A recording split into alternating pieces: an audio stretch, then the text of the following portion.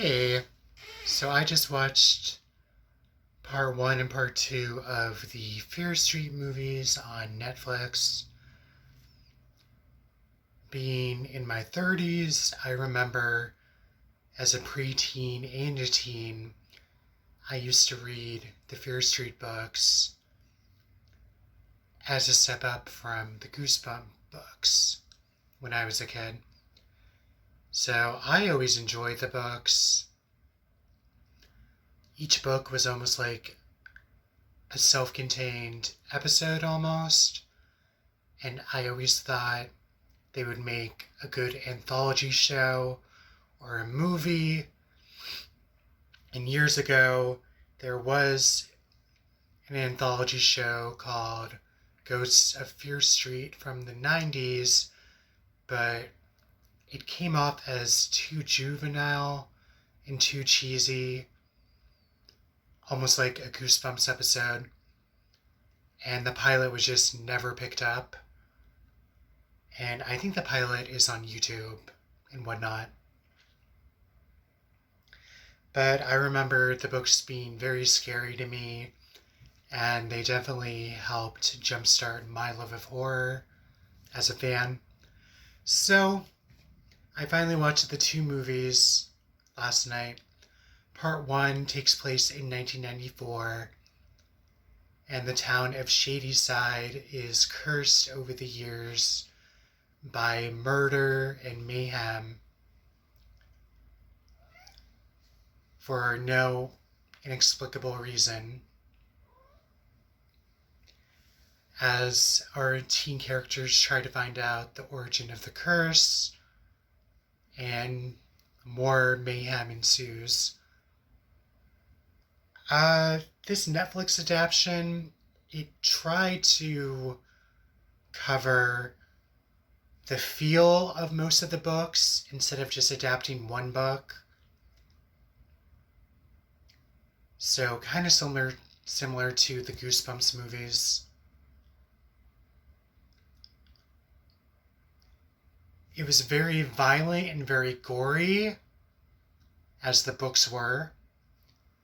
There was no swearing in the books, but there was teen drug use, teen drinking, and teens having sex in both of the movies, which kind of caught me off guard because it was always kind of alluded to in the books, but it was more scenes of making out and whatnot.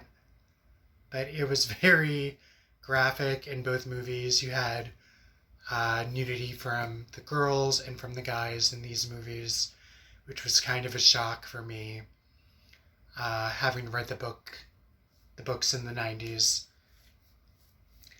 I enjoyed part one from 1994. I think they basically just tried to cram a lot of the 90s aesthetic into it. Even though it was supposed to take place in one year, in 1994, you had different songs from all throughout the 90s playing in a single scene from different various years. You had the AOL template and the text that was from a different year from 1994. So just a lot of things that didn't fit into for that year. And I feel like they tried to cram in almost too much. But overall, I mostly liked the 1994 entry. I didn't like the inclusion of a lesbian couple. It just felt really pandering. Sexuality was never a big deal in the books, and I know that's probably a controversial thing to say, but it just didn't fit with the 1994 segment to me. I think I enjoyed the 1978 Camp Nightwing segment a lot more. it felt more cohesive. They spent a lot of money on using music from the 1970s, and it was basically like a big tribute and homage to the Friday the 13th movies, obviously, the Sleepaway Camp movies, and movies like that. There was a lot of gore in part 2 as well. You had kids getting slaughtered, and really no one was safe.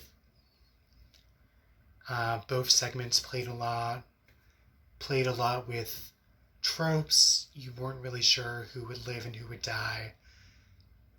But I think I liked the 1978 segment more. Like I said, it just felt a lot more cohesive and well thought out.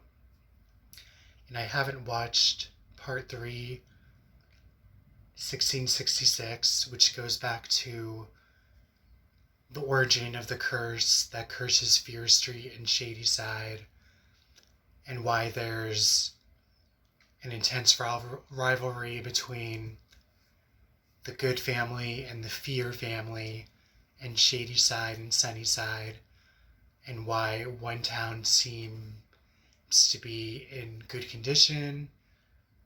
Shadyside seems to have the brunt of all of the murders and mayhem throughout the years, and a poor economy to boot and whatnot. So I enjoyed both movies.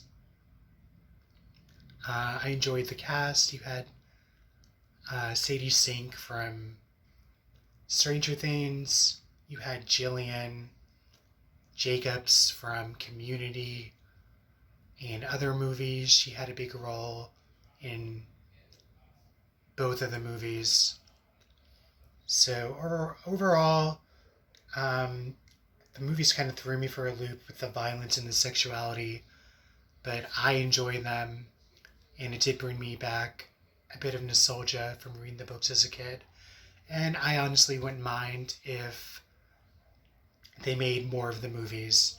And it's best to just go in with the feelings that they're not going to get the decades right. You know, they're going to do the best they can with the budget and the music and the costuming.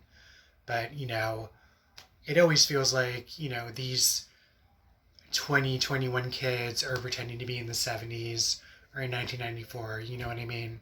Like, it's never quite convincing. It's always a little bit off. But to try to not let it ruin your viewing of these movies. Just try to enjoy them for what they are. And I enjoyed them for what they are. So I hope you enjoyed this review. And I'll catch you on the flip side.